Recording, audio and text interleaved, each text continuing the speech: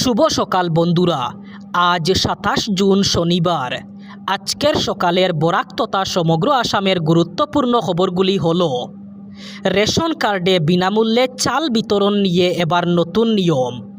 পরিবারের সদস্য অনুপাতে এবার আর পাওয়া যাবে না চাল।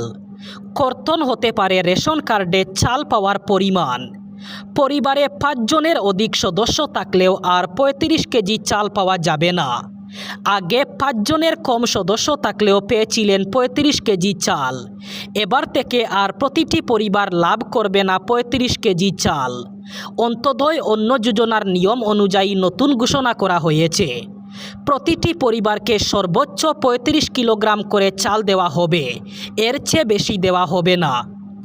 এদিকে শর্তের বাইরে যদি রেশন কার্ড পাওয়া হয় তাহলে সেই রেশন কার্ড ফিরিয়ে দিতে হবে।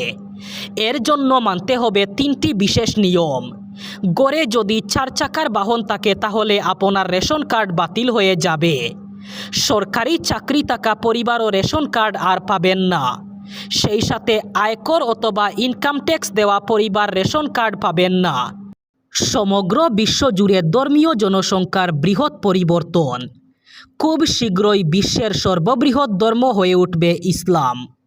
আফ্রিকা এবং এশিয়া মহাদেশে বৃদ্ধি পাচ্ছে ইসলামের জনসংখ্যা। গ্লোবাল রিলিজিয়াস স্টাডি রিপোর্টে এই তথ্য প্রকাশ করা হয়েছে। রিপোর্টের তথ্য অনুযায়ী আগামী 2075 সালের মধ্যে বিশ্বের সর্ববৃহৎ ধর্ম হয়ে উঠবে ইসলাম। বর্তমানে বিশ্বের সর্ববৃহৎ ধর্ম হল খ্রিস্টান। 2075-এর মধ্যে খ্রিস্টানকে পিছনে ফেলে দেবে ইসলাম।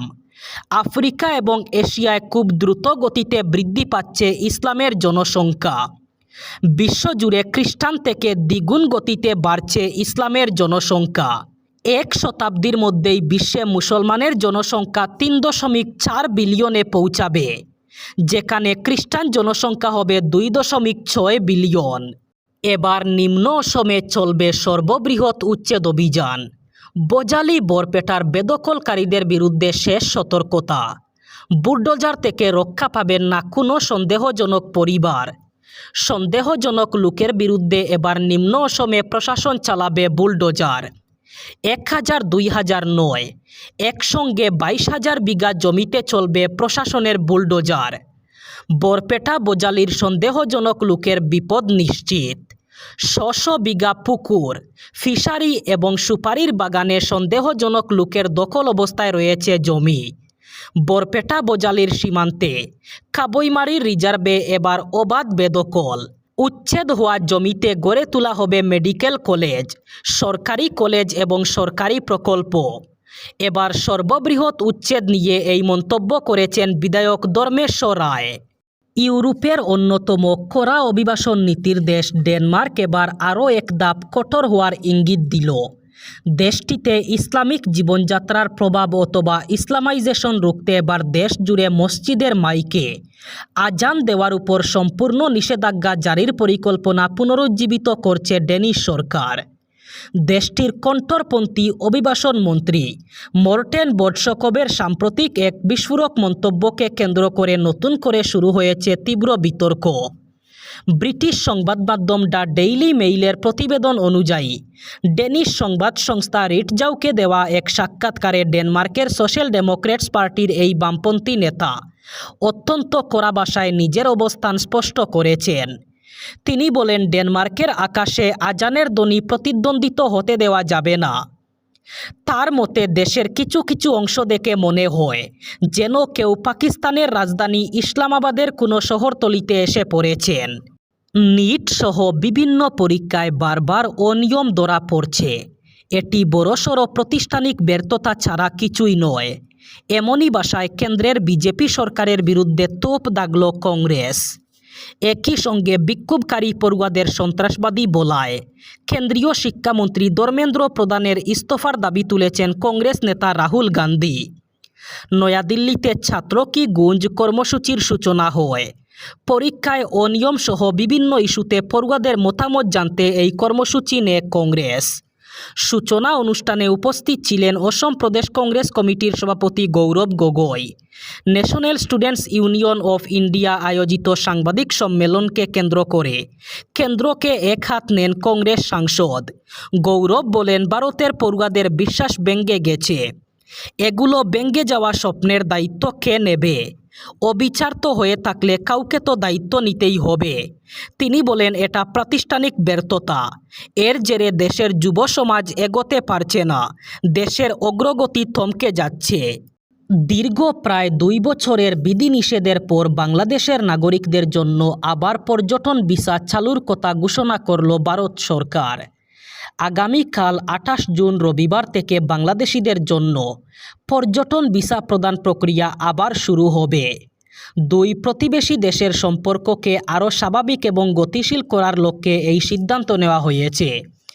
বৃহস্পতিবার ঢাকার ভারতীয় ভিসা আবেদন কেন্দ্রে আয়োজিত এক সাংবাদিক সম্মেলনে এই গুরুত্বপূর্ণ ঘোষণা করেন রাষ্ট্রদূত। তিনি বলেন, দীর্ঘদিন ধরে বাংলাদেশিদের পর্যটন ভিসা বন্ধ থাকলেও এখন পরিস্থিতি বিবেচনা করে সেই বিধিনিষেধ প্রত্যাহার করার সিদ্ধান্ত নেওয়া হয়েছে। ফলে বৈধ ভিসা নিয়ে বাংলাদেশের নাগরিকরা আবারও ভারতে পর্যটনের উদ্দেশ্যে আসতে পারবেন। উল্লেখ্য, 2024 সালের 5 আগস্ট শেখ হাসিনার নেতৃত্বাধীন আওয়ামী লীগ সরকারের পতনের পর নিরাপত্তা এবং প্রশাসনিক কারণ দেখিয়ে বাংলাদেশিদের জন্য পর্যটন ভিসা প্রদান বন্ধ রেখেছিল ভারত। যুদ্ধ থামতেই খুলেছে হরমুজ প্রণালী। এলপিজি সংকটও কমছে। এবার এলপিজি নিয়ে বড় সিদ্ধান্ত নিল কেন্দ্রীয় সরকার। লক্ষ লক্ষ এলপিজি গ্রাহক এই ঘোষণার অপেক্ষাই করছিলেন। পেট্রোলিয়াম মন্ত্রক বাণিজ্যিক এলপিজি সরবরাহের উপরে নিষেধাজ্ঞা প্রত্যাহার করে নেওয়া হলো। পেট্রোলিয়াম মন্ত্রক জানিয়েছে, দেশের অভ্যন্তরে এলপিজির উৎপাদন বৃদ্ধি এবং হরমুজ প্রণালী খুলে যাওয়ায় বিদেশ থেকে এলপিজি আমদানি বাড়তেই কমার্শিয়াল অথবা বাণিজ্যিক এলপিজি সিলিন্ডারের উপরে নিষেধাজ্ঞা তুলে নেওয়া হলো। ইরান যুদ্ধের আগে যে সরবরাহ ছিল এলপিজির, তাই ফিরিয়ে আনা হচ্ছে। এতে হোটেল, রেস্তোরাঁ এবং অন্যান্য প্রতিষ্ঠান যেখানে এলপিজি সিলিন্ডারের প্রয়োজন হয় সেই সমস্ত প্রতিষ্ঠানের সুবিধা হবে। ইন্ডাস্ট্রিয়াল এলপিজি গ্রাহকদেরও সুবিধা হবে এই সিদ্ধান্তে। এলপিজি সরবরাহ স্বাভাবিক হলে খাদ্যপণ্যের যে দাম বেড়েছিল তা কমবে বলেই আশা করা হচ্ছে। পাসপোর্ট নিয়ে বিতর্ক চলাকালীন আচমকা পাসপোর্টের আবেদনের ফি বৃদ্ধির ঘোষণা করল কেন্দ্রীয় সরকার। আগে 36 পৃষ্ঠার পাসপোর্টের ক্ষেত্রে 1500 টাকা এবং 60 পৃষ্ঠার ক্ষেত্রে 2000 টাকা দিতে হতো। এবার 36 পৃষ্ঠার জন্য পাসপোর্টের আবেদনের সময় দিতে হবে 2500 টাকা আর 60 পাতার ফি হবে 3500 টাকা। বিদেশ মন্ত্রকের পক্ষ থেকে প্রকাশিত এক বিজ্ঞপ্তিতে জানানো হয়েছে, আগামী 1 জুলাই থেকে এই বর্ধিত ফি কার্যকর হচ্ছে। ফি বাড়ছে তৎকাল পাসপোর্টেরও। 36 পাতার তৎকাল পাসপোর্টের আবেদন ফি এতদিন ছিল 3500 টাকা, এবার তা বেড়ে হচ্ছে 5000 টাকা আর 60 পাতার ক্ষেত্রে তা হবে 6500 টাকা। 18 বছরের নিচে হলে 36 পাতার ক্ষেত্রে আবেদন ফি হবে 1750 টাকা। 8 বছরের নিচে এবং 60 বছরের উপরে বয়স্কদের ক্ষেত্রে নতুন আবেদনের ফিতে 10% ছাড় মিলবে। এবার বরাক উপত্যকার 3 জেলার আজকের আবহাওয়ার খবর। আজ 27 জুন শনিবার বরাক উপত্যকার 3 জেলায় গরমের সম্ভাবনা। আজ শিলচর কাছাড়ে সর্বোচ্চ তাপমাত্রা থাকবে 32 ডিগ্রি সেলসিয়াস এবং সর্বনিম্ন তাপমাত্রা থাকবে 27 ডিগ্রি সেলসিয়াস। শ্রীভূমি করিমগঞ্জে আজ সর্বোচ্চ তাপমাত্রা থাকবে 32 ডিগ্রি সেলসিয়াস এবং সর্বনিম্ন তাপমাত্রা থাকবে 27 ডিগ্রি সেলসিয়াস।